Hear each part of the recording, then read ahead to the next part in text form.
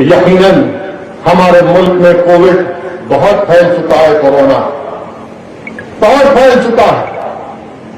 आपको याद होगा पिछले साल जब लॉकडाउन किया गया था, मैंने लॉकडाउन की मुखालिफत की, बल्कि अंग्रेजी अखबार है तेलंगाना टुडे, उसमें मैंने लॉकडाउन के खिलाफ मजमून भी लिखा था और लॉकडाउन के वक्त भी मैंने कहा था कि कोविड से मुकाबला करने का ये तरीका नरेंद्र मोदी का बड़ा गलत है, बड़ा ही गलत फैसला था कि 4 घंटे में लॉकडाउन लगा दिए, बर्बाद कर दिए गरीबों को, मईशत बर्बाद हो गई, नौकरियां चली गई। रात के 8 बजे वजीर आजम आकर बोल दिए कि भाई बहनों लॉकडाउन है 4 घंटे के बाद, गरीब बर्बाद हो गया, कोविड खत्म नहीं हुआ। तो मोदी जी ने कहा मेरे पास अभी अभी रात में सो गया था, सुबह उठा करवट लेकर सीधे तरफ, तो मेरे दिमाग में आइडिया आया कि अगर हम थाली बजाएंगे और ताली बजाएंगे तो कोरोना। मैंने उस वक्त भी कहा ये कैसे होगा, बीमारी क्या आवाज से भाग जाती? अगर बीमारी आवाज से भागती, हंसने के लिए नहीं, अगर बीमारी आवाज से भागती है तो मरीज की आहों से भाग जाना चाहिए था, उसके बीवी के रोने से भाग जाना चाहिए था, उसके बच्चे जो यतीम हो जाते उससे भाग जाना चाहिए। मगर कहा वजीर आजम ने कि थाली बजाओ। तो इनके दीवाने भक्त जिनकी आंखों पर पर्दा पड़ा हुआ है, जिनके दिमाग में सोचने की समझने की सलाहियत खत्म होकर रह गई, पूरे आ गए थाली बजा, थाली बजा। फिर बाद में मोदी ने कहा दिया जलाओ, तो पटाखे जलाओ, ये समझे कि कोरोना भाग जाएगा। लोग दीवाने हो चुके हैं, गुलू होते हैं, उसमें आ चुके हैं। कोरोना नहीं गया तो फिर क्या किया, बोले कि ये तमाम फेल हो गया, अब इसको मजहबी रंग देते, तबलीगी जमात को इल्जाम लगा, ये तबलीगी जमात इनकी वजह से कोरोना फैल गया, ये जिम्मेदार, ऐसा कैंपेन चलाया टीवी के ऊपर। याद रखो आप, मैं आपको याद दिला रहा हूं पिछले साल अप्रैल मई की इसी महीने की तारीख, तो अपने हाफिज़े को ताजा करो, दिमागों पर जोर डालो, टीवी का याद करो कि पूरे टीवी पर अखबारात में तबलीगी जमात मुसलमान की वजह से कोरोना फैल गया, ये लोग थूके खाने में, जेलों में डाल के, और एक के बाद एक कोर्ट में केस खत्म हो गया। तो उसके बाद समझ में नहीं आया, लोग 1 लाख पहली वेव में करीब 1 लाख 1.5 लाख के ऊपर लोगों की मौत हो गई। इनको 3 महीने का टाइम मिला था, 6-7 महीने का, तो क्या किया इन्होंने, छाती मारना शुरू कर दिया। बोले कि मोदी ने कोरोना को हरा दिया, मोदी ने कोविड को हरा दिया। इनके मिनिस्टर एमपी बोले देखे मोदी ने क्या किया, पूरे दुनिया को विश्व को बता दिया कि हम कोविड को हरा दिए। मेरे अजीज दोस्तों और बुजुर्गों, खुद लोकसभा की तकरीर वजीर आजम की फरवरी में मोदी ने यही बात कही कि हमने कोरोना को कोविड को हरा दिया। वर्ल्ड इकोनॉमिक फोरम में तकरीर कर रहे थे वजीर आजम, वहां पर भी कह रहे बड़े लंबी छोड़ दिए। इनके मिनिस्टर बोले खत्म पे आ गया कोरोना, और हुआ क्या, वो बीमारी दोबारा आ गई। तमाम एक्सपर्ट्स बोल रहे थे, जिसको अंग्रेजी में कहते हैं एपिडेमोलॉजिस्ट, जिनके पास 1 डिग्री 2 डिग्री नहीं, मोदी के पास 1 ही डिग्री है, उनके पास 13 डिग्रियां हैं। वो जिंदगी भर पढ़ते, अभी पढ़ रहे, वो लोग बोले कि सेकंड वेव आएगी, मगर हमारे लोग, वो कभी आप देखे टार्जन बोल के आता था, वो छाती मार को चीखा मारता था, टार्जन के से पूरे खत्म हो गया, पलट के आया।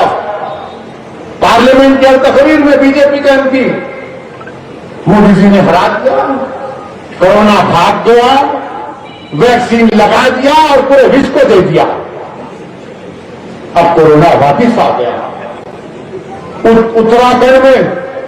उत्तराखंड में मोदी का इश्तिहार अखबार में मार्च का वेलकम कर रहा है उत्तराखंड को। उत्तराखंड का चीफ मिनिस्टर बोला कि कुछ नहीं है कोरोना यहां पर।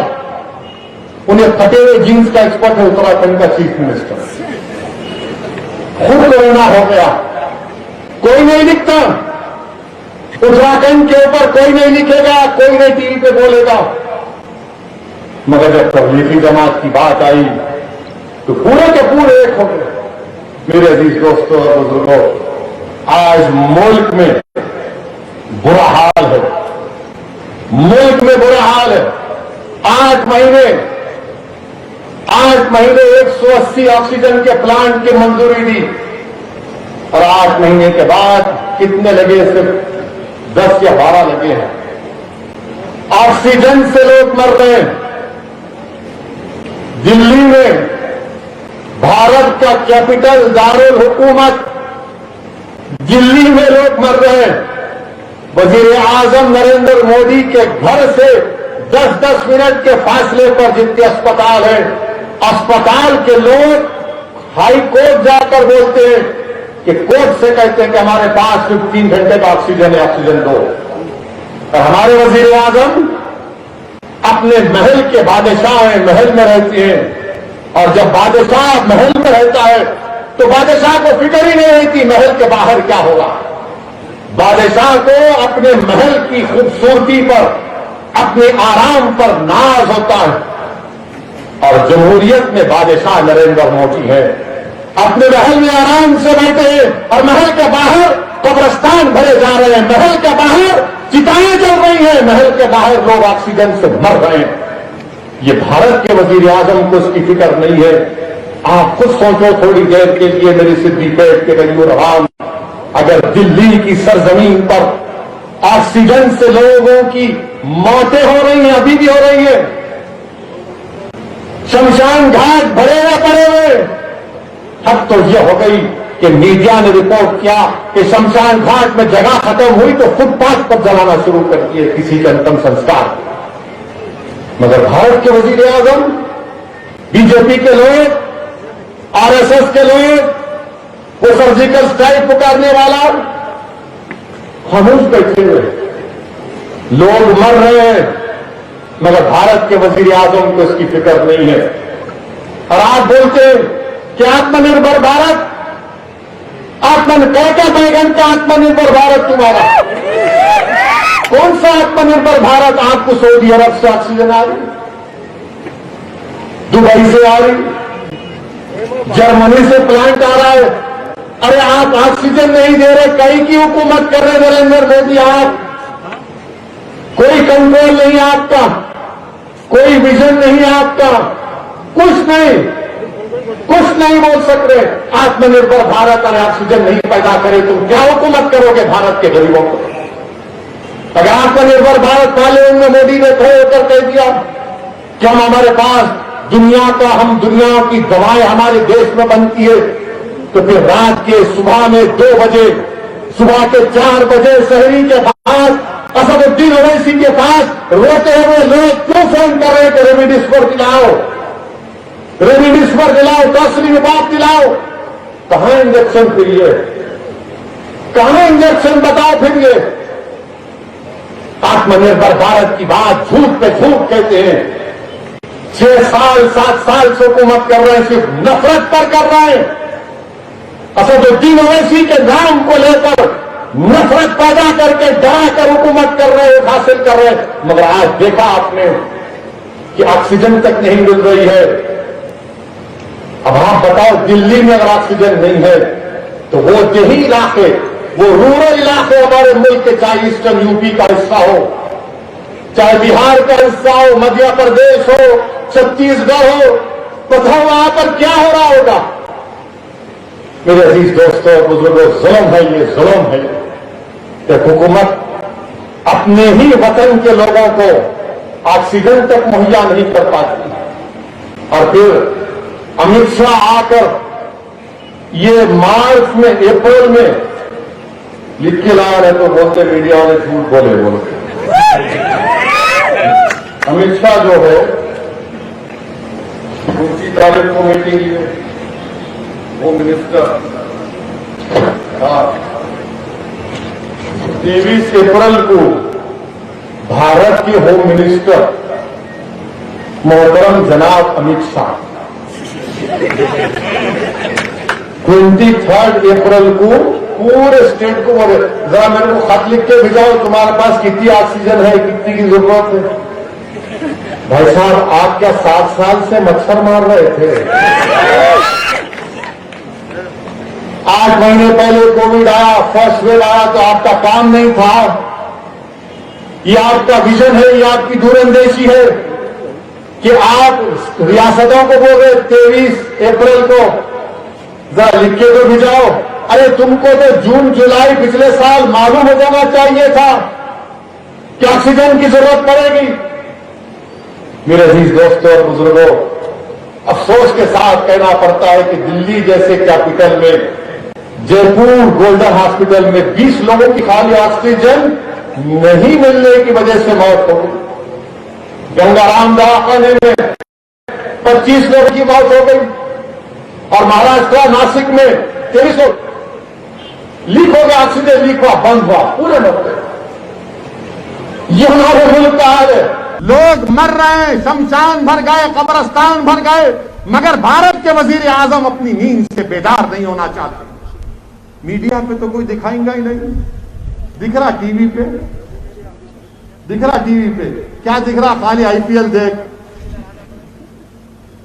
गरीब मर रहा है, उसकी कोई टीवी पे नहीं है। टेलीफोन आ गया, दिखाएंगे तो देख लेंगे। अब गरीबों को फैसला करना है भारत के, ये कैसी हुकूमत आपने लाई है। मैंने वोट नहीं डाला बीजेपी को, आपने डाला है। आपने उनको अपने अजा पर यहां पर मुसल्लत किया है अपने आप पर। भारत के वजीर आजम से मुतालबा कर रहा हूं कि उठो, उठो मोदी जी, ख्वाब गफलत से उठो। इस देश की जनता परेशान है, इस देश की जनता रो रही है, इस देश की जनता देख रही है कि कहां हमारी हुकूमत, कहां वो हमारे जिसको हमने वोट डाला था, कहां आप नजर नहीं आ रहे। आप दूर दूर तक आपकी हुकूमत के आसार नजर नहीं आ रहे, सुनसान वीरान नजर आ रहा है। भारत के वजीर आजम देखो, उन चिताओं के, उन जलती हुई लाशों के धुआं को महसूस करो, उन कब्रिस्तानों में दफनाने वालों की आहों को महसूस करो। ये हुकूमत को उठना पड़ेगा। ये हुकूमत अगर नहीं उठेगी तो फिर तुम हुकूमत करने के लायक नहीं हो। तुम हुकूमत तो कर लोगे, मगर याद रखो तुम आवाम का इत्मीनान और जो मॉरल राइट है उसको खो दोगे। हुकूमत का काम यह कि पहुंचना चाहिए, और हम तेलंगाना हुकूमत से भी मुतालबा कर रहे हैं कि आपने मल्लना सागर बना लिया, कालेश्वरन बना दिया, और वो कौन सी पानी की स्कीम है, भगीरथा बना दिया। अब जरा दवाखाने बनाओ, बस है, अब पानी आ गया, अब दवाखाने बनाओ। आप क्यों सिद्दीपेट की जनता को हैदराबाद आना पड़ता है? यहां बनाओ, आप बड़ा दवाखाना बनाओ।